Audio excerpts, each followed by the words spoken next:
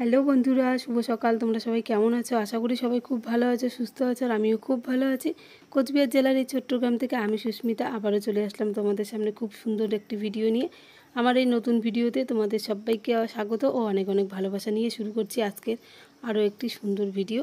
তো তোমরা সবাই পাশে থেকো আর পুরো ভিডিওটা দেখো, স্কিপ না করে। আশা করছি তোমাদের ভালো লাগবে ভিডিওটা খুব। আর যদি ভালো লাগে তাহলে একটা লাইক করতে ভুলো না আর কমেন্ট করো। তো সকালে ঘুম থেকে উঠেই যে কাজটা থাকে রোজ দিন প্রত্যেকটা বউদের, তো বিছানাটা গোছানো আর হচ্ছে ঘর ঝাড় দেওয়া দিয়ে কিন্তু শুরুটা হয়। তারপর তো চলেই বাকি কাজকর্ম। তো সকাল সকাল না বিছানাটা না গোছালে আর ভালোই লাগে না। কখনো হয়তো কাজে তাড়াহুড়োতে বা এদিকে আমার বর যদি কখনো ঘুম থেকে দেরি করে ওঠে বা আমার ছোট্ট সোনাই যদি ঘুমায় আমার সাথে, তাহলে বিছানাটা সেদিন করে একটুখানি দেরি করে গোছাতে হয়, পড়ে থাকে। আর তাছাড়া কিন্তু আমার বিছানা না হলে আমি ঘুম থেকে উঠেই, যদি উঠে পড়ে সবাই তাহলে উঠেই একদম আগে বিছানা গুছিয়ে নিই। আর না হলে এমনিতেই এই যে ঘর ঝাড় দিয়ে যেতে হয়।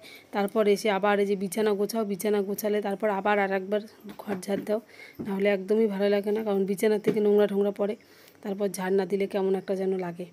তো ওই যে আজকে একদম সকাল সকাল উঠে পড়েছে সবাই, তো এর জন্যই তাড়াতাড়ি করে বিছানাটা গুছিয়ে নিচ্ছি। গুছিয়ে এখন এই যে যাবো হচ্ছে আমার শাশুড়ির ঘরে। ওই ঘরে গিয়েও বিছানা গোছাবো, মার বিছানাটা তুলে তারপরে যে ঘর ঠরগুলো ঝাড় দেবো। তো ওদিকে হাত মুখ ধুয়ে আসলাম, মা বলছে চা খাবে, তো আমার বর আর আমার শাশুড়িকে চা করে দিলাম, দিয়ে বাকি কাজকর্ম করলাম। করে তারপর আমি কিন্তু একদম স্নান করে আবারও চলে আসলাম তোমাদের সামনে। আমি তো চা খাইনি, কারণ খালি পেটে একদমই চা খাবো না, এখন তো চা খাওয়াটা একদমই ঠিক না। তো যদি খাই আর কি, একদম যে খাই না তা না, যদি কিছু খেতাম তাহলে চা আর কি খেতাম, কিন্তু সকালে উঠেই একদম চা এখন আর কি না খাওয়াটাই ভালো। তো স্নান টান করে এসে এই যে আমার খাবারটা আমি খেয়ে নিলাম। কিশমিশ, তারপর খেজুর, বাদাম এসব খেতেই হবে, কিছু করার নেই। আমার এমনিতেই যা অবস্থা, তার মধ্যে রক্ত এতটাই কম, মানে তার মধ্যে হচ্ছে আর একটা আর কি রোগ দেখা দিয়েছে। তোমাদের কি বলবো, আমি এতটা আর কি চিন্তার মধ্যে আছি, ওই জিনিসটা আমার মাথার থেকে যাচ্ছেই না। অনেকের কাছে শুনেওছি, আবার জিজ্ঞেস করেছিলাম যে এটা নাকি কিছু না আর কি, সবার মধ্যেই থাকে, কিন্তু ওই জিনিসটা আমার একটুখানি পরিমাণ বেশি হয়ে গেছে। তো জানি না, যদি বাচ্চার কিছু ক্ষতি হয় আর কি, এই চিন্তাই আর কি মাথা থেকে আর বেরোচ্ছে না।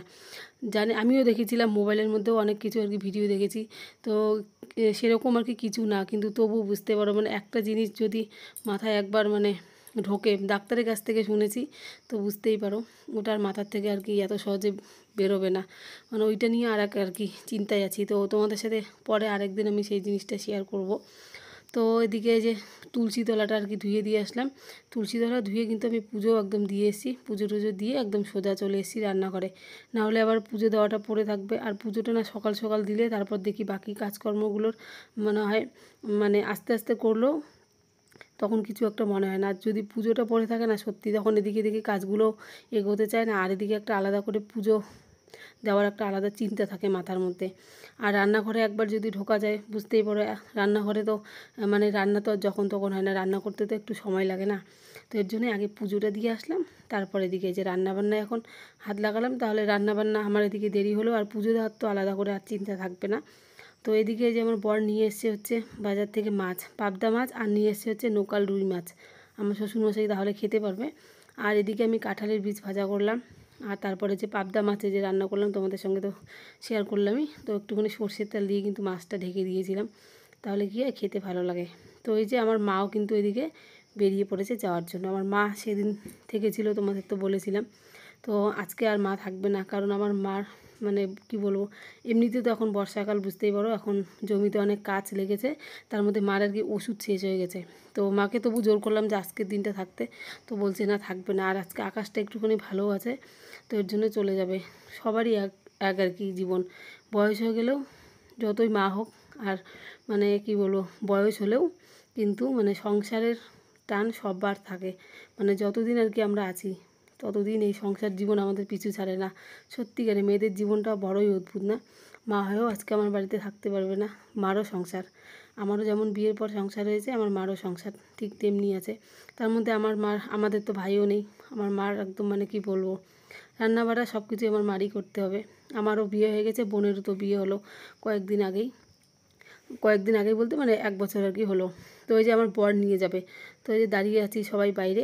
তো মা আর কি বুঝতেই পারো মারা যাওয়ার সময় যা যা বলে, আর আমার এখন এমনিতেই শরীর খারাপ, তো মা বলছে যে সাবধানে থাকতে, হাঁটা চলা একটুখানি সাবধানে করতে, আমাদের উঠোনটা এমনিতেই যা শ্যাওলা ভর্তি, এগুলোই আর কি বলে গেল। আর এদিকে আমি এখন চলে আসলাম বাড়িতে, এসে এই দেখো এগুলো শুকোতে দেওয়া ছিল কাঁঠালের বীজগুলো, হালকা হালকা একটুখানি রোদ ছিল আজকে, তো কাঁঠালের বীজগুলো দেখি ভালোই শুকিয়েছে। আর এই দেখো কতগুলো আম আমাদের গাছের, এই আমগুলো কিন্তু কুড়িয়ে রাখা হয়েছে।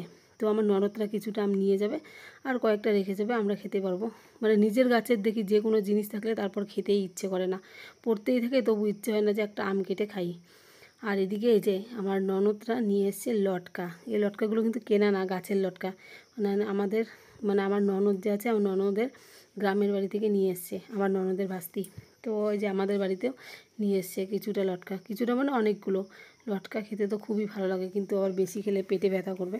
আর আমার ছোট্ট সোনাই তো মানে কী বলবো, ওর জন্য লটকা একদম লুকিয়ে রাখা হয়েছে, নাহলেও দেখলে বারবার নিবে আর খেতে থাকবে। তো ওই যে সব কিছু একদম ঘরে ঢুকিয়ে রাখলাম, রেখে তারপর এখন তো প্রায় সন্ধে হয়ে গেছে মানে কি 7টার কাছাকাছি বাজে।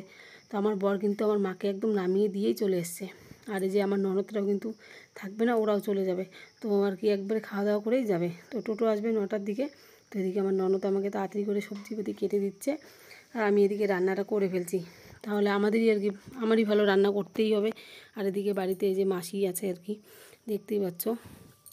তো তাড়াতাড়ি করে রান্নাবান্না করলে বাবাকেও তাড়াতাড়ি করে খেতে দিতে হবে, তো ওই জন্য রান্নাবান্নার ঝামেলা শেষ হবে, তাহলেই ভালো, রান্না করতেই হবে। আর এদিকে আমার বর আসার সময় নিয়ে এসে চপ, এগুলো হচ্ছে এগ চপ, তো নিয়ে এসে দুটো, আর সবার জন্য না, আমার ভাগ্নির জন্য। আর আমার ছোট্ট সোনাই তো ডিম খাবে না, আমার ভাগ্নির নাকি খুব খিদে পেয়েছে, তো ওর জন্য দুটো নিয়ে এসে, তো খেলো। তারপরে যে খাওয়ার পর সবাই মিলে আমরা খাওয়া দাওয়া করলাম। আর এদিকে আমার মানে শ্বশুরমশাইকে না ব্যায়াম করানোর জন্য একটা ছেলে এসছে, তোমাদের সঙ্গে তো শেয়ার করলামই, বাবাকে ব্যায়াম করালো অনেক। তো আজকে আর কি শেষ, আর আসবে না, কারণ ব্যায়াম করাতেও না অনেক টাকা লাগে, মানে রোজ দিন যদি আসে তাহলে অনেক টাকা লাগবে আর কি, দিতে হবে রোজ দিনের টাকা রোজ দিন। তো মাঝে মাঝে আর কি ফোন করে আসতে বলবো। আর বাবাকে এখন ব্যায়াম করানোটাও দরকার, তো দেখা যাক কি হয় কি না হয়, সব কিছুই তো তোমরা জানতে পারবে ভিডিওর মধ্যে। তো এখন কিন্তু এই যে রাত বাজে হচ্ছে 10টা, আর আমার ননদরা তো চলে গেল, তোমরা দেখতেই পেলে খাওয়া দাওয়া করে। তো আমি এখন এই যে দুধ খাবো, আজকে আর দুধ খাওয়ার কথা মনেই ছিল না, সন্ধ্যেবেলার দিকে খাইও নি আর কি, অন্যদিন না হলে সন্ধ্যের দিকে খাই, তো আজকে রাতের দিকেই খাবো। আর এতটা গরম, সব কিছু গরম করে নিয়ে এসেছি, ধরতেই পারছি না। তো চলো দুধটা খেতে খেতে আজকের ভিডিওটা এখানেই শেষ করলাম, কেমন লাগলো অবশ্যই সেটা জানিও।